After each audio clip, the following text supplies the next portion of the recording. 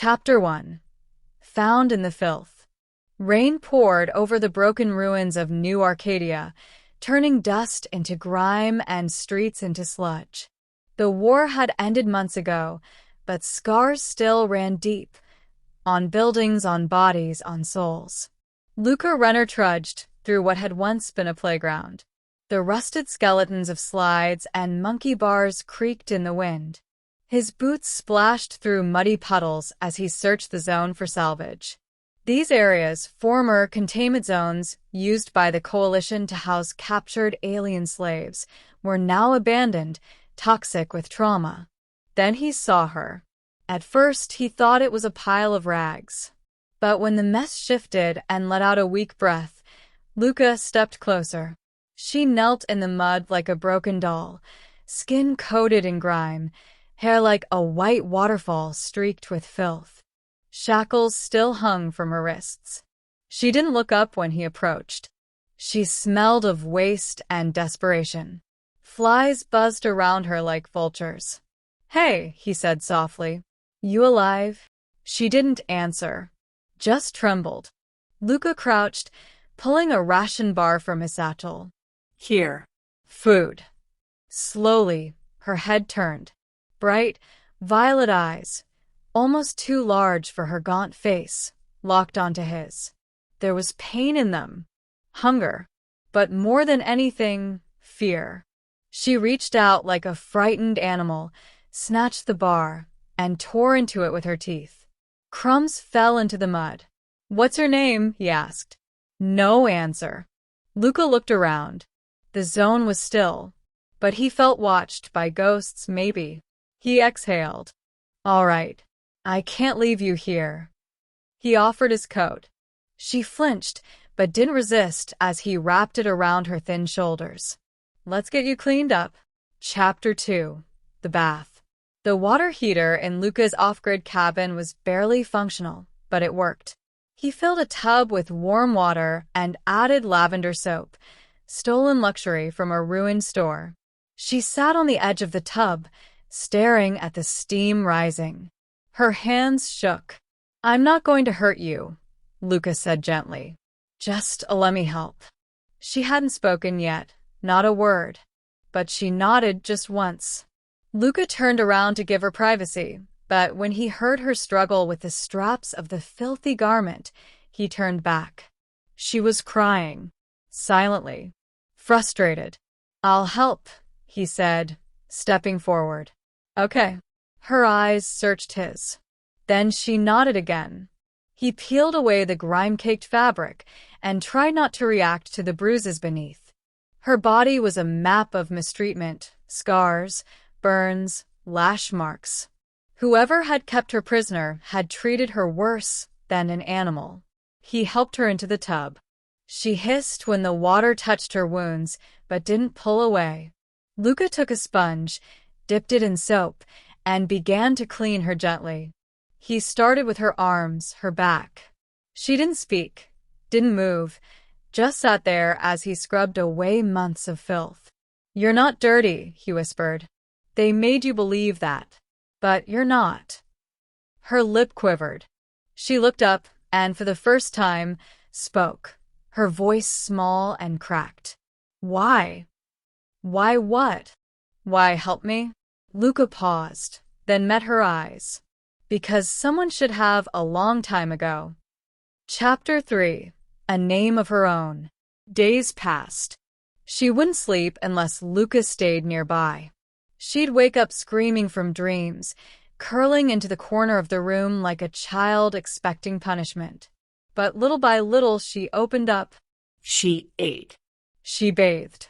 She let him dress her in fresh clothes. But she still didn't have a name.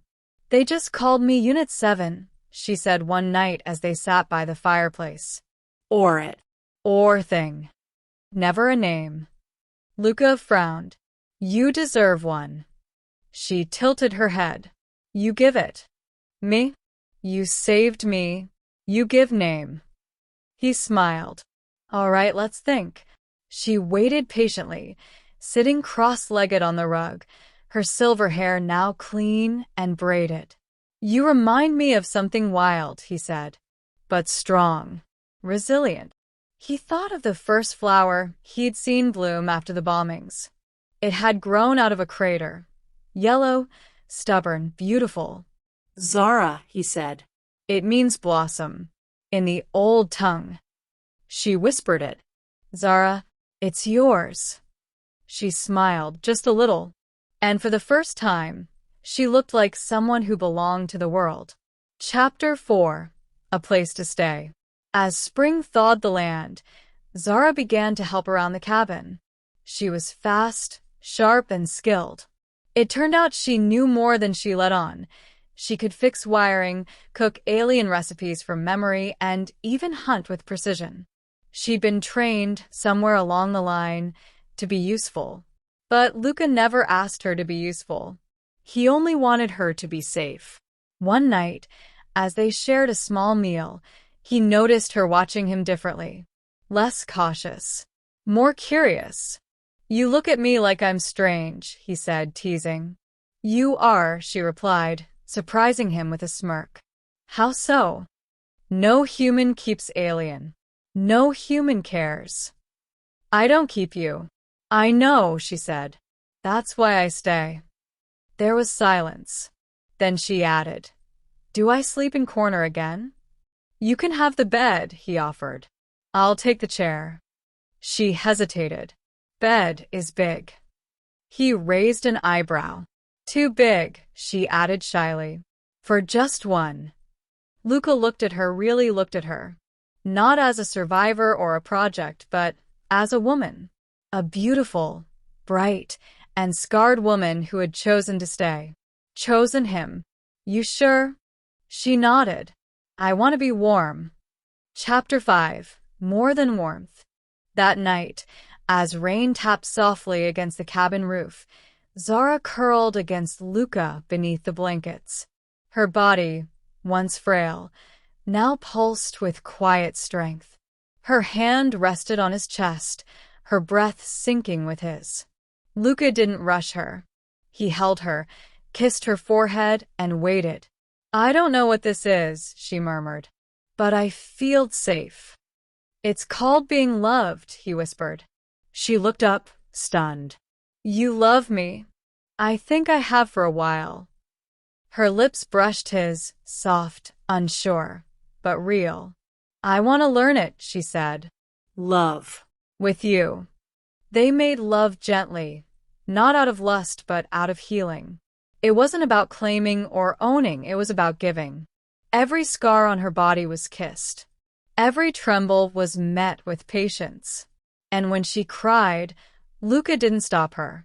They lay tangled together until dawn. Chapter 6. The World Watches. Word spread slowly. Nearby settlements began to whisper of the human who lived with an alien woman and treated her as an equal. Zara didn't hide anymore. She walked the nearby trails with Luca. She laughed. She sang in her strange tongue. Some glared at them. Others whispered. But a few smiled. One day, Zara returned from the market with her arms full of herbs and a child's drawing stuck to her dress. A little girl had given it to her. 2 figures, holding hands under a tree. One had blue skin. The other, pale. Zara placed it on their wall. Chapter 7.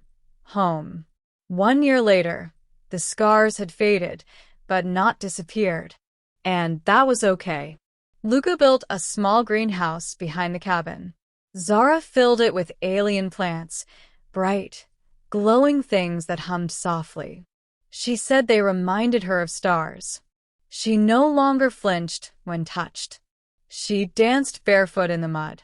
She laughed loudly and kissed Luca without hesitation.